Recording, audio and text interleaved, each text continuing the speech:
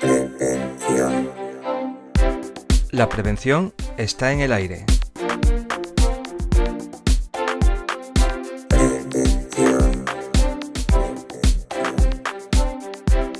Un programa que hacemos desde el ISLA, el Instituto Aragonés de Seguridad y Salud Laboral.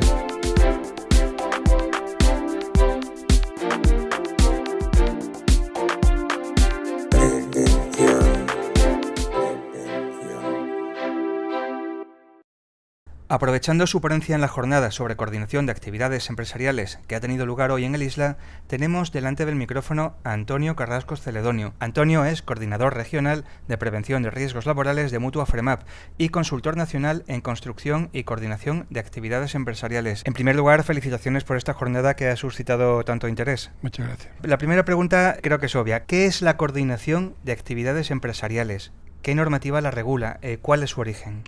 Bien, la coordinación de actividades empresariales, aunque su nombre, tal como la dice el artículo 24 de la Ley de Prevención de Riesgos Laborales, es muy amplio, pero lógicamente estamos con una normativa de prevención y es específica para la actividad de prevención cuando concurren varias empresas en un mismo centro de trabajo. Está regulada por el artículo 24 de la ley, que fue después modificado por la ley 54 del año 2003, poniéndole un puntito más el sexto en ese artículo, que venía a decir que tenía que salir una reglamentación específica para la coordinación de actividades empresariales. Esta reglamentación pues salió a finales de enero del 2004 con el Real Decreto 171 del año 2004 bueno, pues con él ya sabemos qué empresas son las responsables en la coordinación, qué documentos tenemos que tener para hacer coordinación de actividades empresariales y qué medidas debemos de aplicar o medios debemos de aplicar para la coordinación de actividades empresariales. ¿Cuál es el objetivo final de la coordinación de actividades empresariales? Bueno, el objetivo es, los hay de varios puntos de vista. El primero es eliminar todo tipo de accidentes.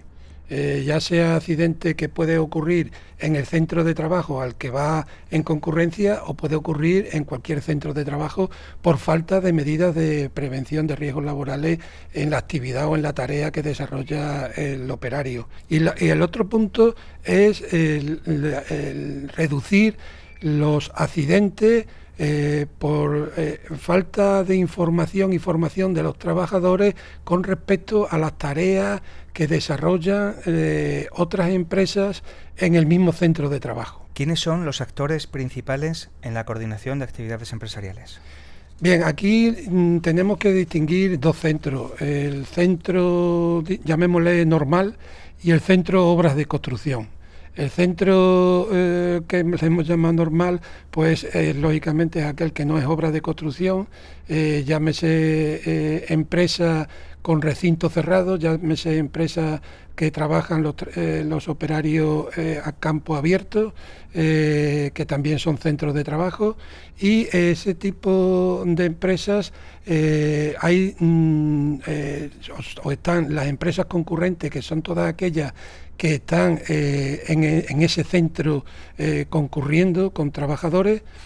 Está el empresario titular, que es el que pone a disposición el centro de trabajo, y está el empresario principal, que es aquel que contrata o subcontrata su propia actividad.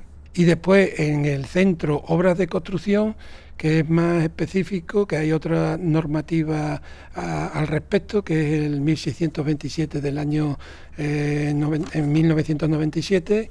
En él se regula la coordinación de actividades en estas obras, y está el promotor de obra, están los contratistas de obra y están los subcontratistas, sin olvidar en ninguno de los dos los trabajadores autónomos, que también puede estar en uno o en otro centro. Pues esa pregunta es la que te quería hacer. Te voy a poner un ejemplo. ¿Cómo afecta la coordinación de actividades empresariales a un trabajador autónomo, sin trabajadores a su cargo, que va a compartir un centro de trabajo con trabajadores de otras empresas?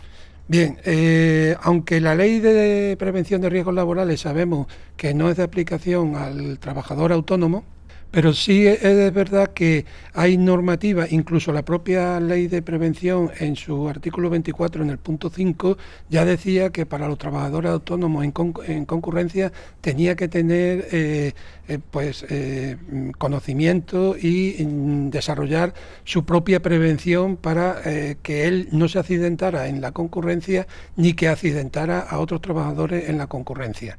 A partir de ahí, el Real Decreto 171, en su artículo 4.1, también viene diciendo que la concurrencia de actividades también afecta a los trabajadores autónomos que entran en los centros en concurrencia. Y en el Estatuto del Trabajo Autónomo, en el artículo 8, también establece que el trabajador debe de aplicar los requisitos preventivos cuando el trabajador autónomo está en un centro en concurrencia de actividad. Estos requisitos preventivos, pues que tenga todos los elementos y maquinarias que utilice él, elementos como pueden ser sustancias químicas y tal, de acuerdo a las normativas de prevención de riesgos laborales, que cumpla con los requisitos de prevención de riesgos laborales, sobre todo los que están implantados en el centro de concurrencia, que le va a afectar a él. Nos has dado una buena bibliografía para estudiar, así que no te pregunto dónde encontrar más recursos porque ya los has nombrado. Lo que sí te quería preguntar es cómo funcionan las aplicaciones que sirven para la coordinación de actividades empresariales. Bien, lo hay de todo tipo, funcionan bastante bien. Hay programas informáticos que coordinan todo lo que es recursos humanos con prevención de riesgos laborales y con coordinación de actividades empresariales, que a mí me parece un programa muy bueno porque tiene toda la información detallada de cada trabajador que está en la empresa, con las documentaciones, con los requisitos preventivos que deben de tener, con la formación que debe de tener, con la información, etcétera. El problema que yo le veo a los programas informáticos es que pues suben las empresas contratistas y subcontratistas de los centros las documentaciones y es la validez de esa documentación. Esa documentación que nos ha servido es la correcta, es la válida para este centro en concreto, para esta actividad en concreto que se va a dar y que queremos desarrollar y que nosotros y todas las empresas en concurrencia le tiene que informar y formar al trabajador con respecto a los riesgos que van a tener y las medidas preventivas. Eso es un problema que estamos viendo que pues está afectando a estas documentaciones. No solo del que aporta la documentación, sino de las facultades que tenga el que las valide. El que las valida, efectivamente. Oye, una cosita, has nombrado antes en la jornada un punto muy muy importante en el tema de la coordinación, y es que la información llegue a los trabajadores. Importante no, y es que Vital. Es fundamental. Sino, es que hay un tema que está muy divulgado, que parece que la coordinación es exclusivamente el entregar documentaciones y aportar documentaciones de unos a otros. Lógicamente eso no nos lleva a nada, porque el que la tengan o no la tengan puede ser una sanción administrativa más o menos, en el caso de que tengan inspecciones de trabajo y demás, pero el problema está cuando sucede un accidente y el trabajador o los trabajadores de unas u otras empresas pues no han tenido la suficiente conocimiento y la suficiente formación de la actividad y de las tareas que iban a desarrollar unos y otros para que ese accidente en concreto no hubiera pasado. Antonio Carrasco, coordinador regional de prevención de riesgos laborales de Mutua FREMAP. Muchas gracias por participar en nuestro programa. Muchísimas gracias a vosotros.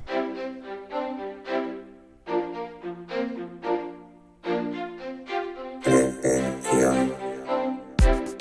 Detrás del micrófono te ha acompañado Juan Antonio Molina.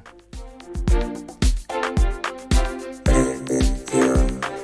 Puedes encontrar archivos complementarios a este podcast e información adicional en nuestro sitio web aragon.es/isla con 2 s. Síguenos también en Twitter y canal de YouTube.